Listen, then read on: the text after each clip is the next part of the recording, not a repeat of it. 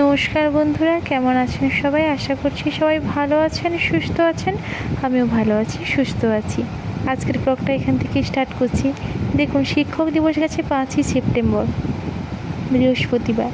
কিন্তু আমার ছাত্রছাত্রীরা, মানে আমার ক্লাস 12-এর ছাত্রছাত্রীরা, ওরা হয়তো আলাদাভাবে চাইছিল আমাকে শিক্ষক দিবসটা এইভাবে একটু দেওয়ার জন্য। তাই বোধহয় শনিবারটাও ওরা ছাড়লো না।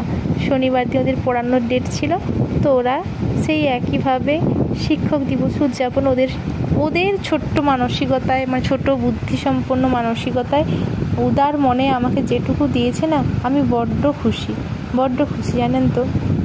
যাই হোক, আমি কোনো উপহার চাই না, ওরা যে একটু সম্মান করবে, এই সম্মানটুকু শুধু শিক্ষক দিবসে যেন না রেখে ওরা যদি সারা জীবন প্রত্যেক শিক্ষক শিক্ষিকার জন্য এই সম্মান ভালোবাসা গুলো তুলে রাখে, তাহলে বোধহয় ওরা মানুষের মতন মানুষ হয়ে উঠতে পারবে।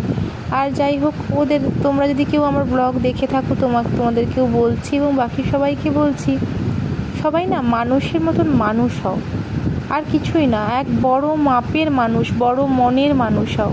সবাই যে চাকরি বাকরি করবে পড়াশুনো করে, এমনটা না হয়েও যদি কৃষক হও, যাই হও না কেন, ভালো মনের মানুষ হও।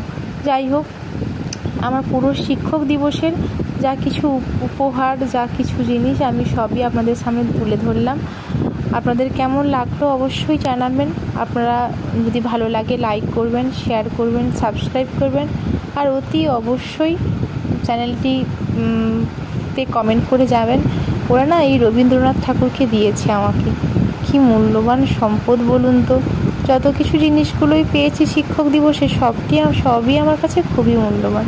আপনারা ভালো থাকুন। আজকের ব্লগটা এই পর্যন্ত।